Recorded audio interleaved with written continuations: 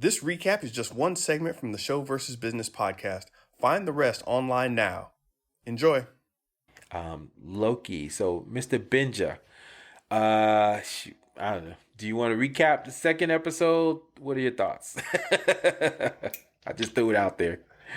I'll give a quick recap. So Loki has basically accepted his role in the TVA, and he's going to work with them, or at least it seems. Basically, he's trying to find this other variant of himself and do something with it before this variant messes up the timeline again or keeps attacking him. And that's the only reason they're keeping Loki alive, or keeping him from being what do they call it? Disintegrated. Yeah, they're keeping him from being. So he's got a reason to work with them, and it's kind of compelling of a reason. But anyway, they try to go catch this variant. They fail. They learn some things, and it gives Loki an actual impetus to actually try harder. He's like, you know what? I'm going to get out there. I'm going to try harder. We learn some things. I'm the superior Loki.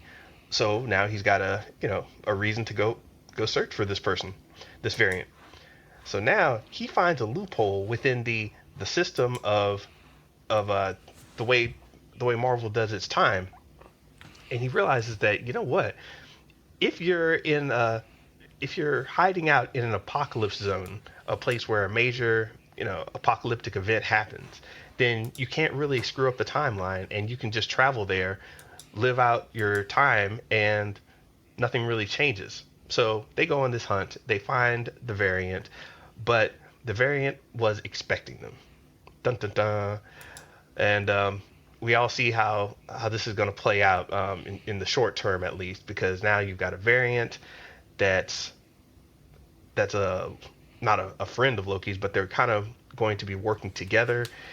They kind of see in the same way in many respects. Basically, neither of them really like the TVA. So the episode kind of ends with Loki running off with this variant and leaving the TVA behind. And now we have even more questions, and we don't know what to do with the episode 2 here. But it was a very exciting episode, so I got a lot of people talking. What did you think of it? Yeah, I liked it.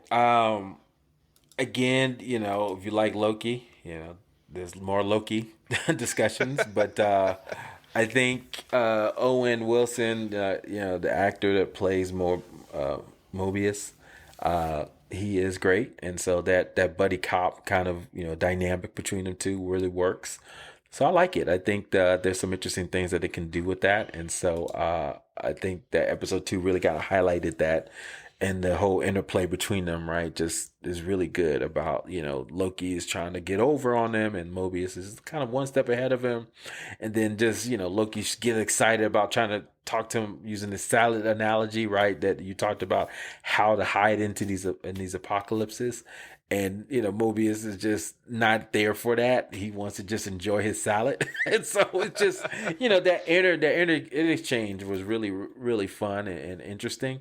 So I like that part. But, I do feel like, where's it going, right? And so, I think that kind of, leads into the episode 3, which we'll talk in a second. But I think, it's positive, right? They set all the clues down for something bigger.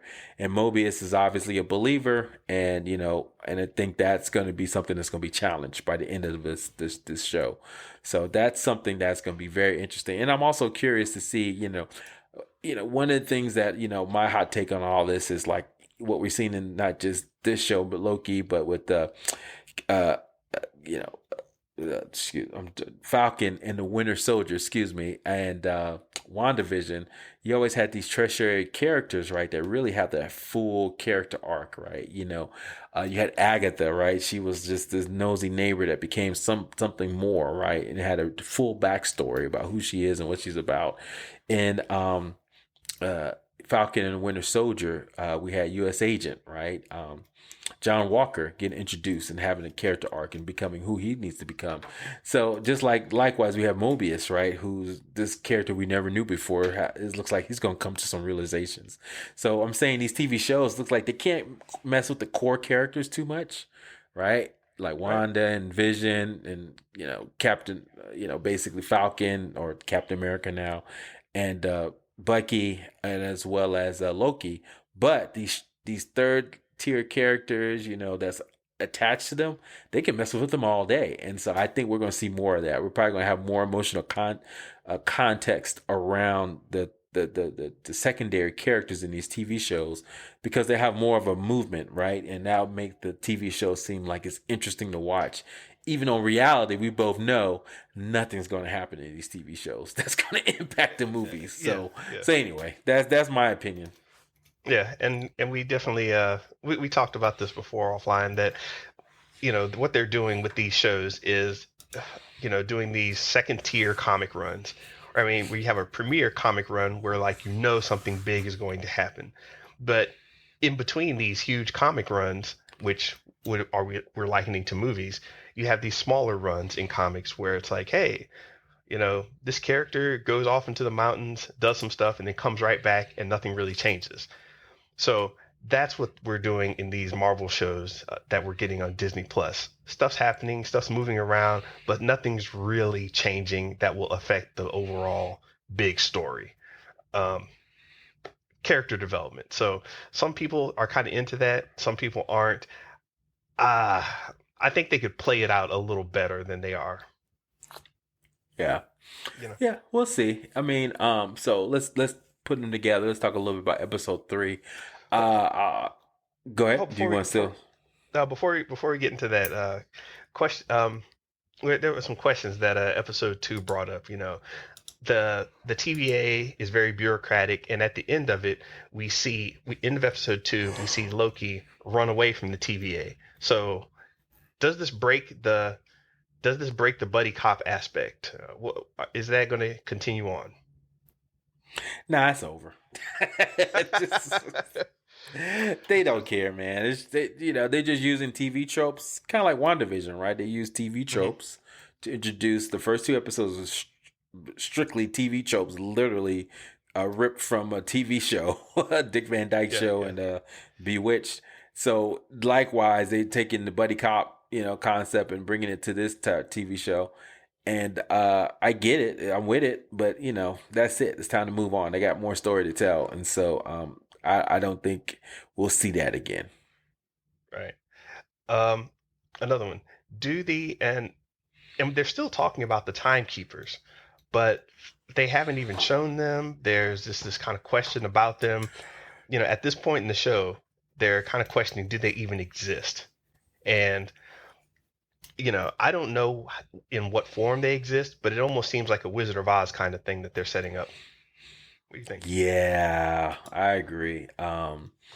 Ravana, right, at the she's kind of like the speaker box for them. She's a judge, but no one can talk to her but her. It's very nebulous about who these guys are. Granted, they did an animation feature with Miss Minutes and showed their faces as lizards in these nice robes looking off into the sky, but propaganda is there for a reason. Exactly. And and definitely plays into the whole propaganda angle. So yeah, we're definitely on the same page there.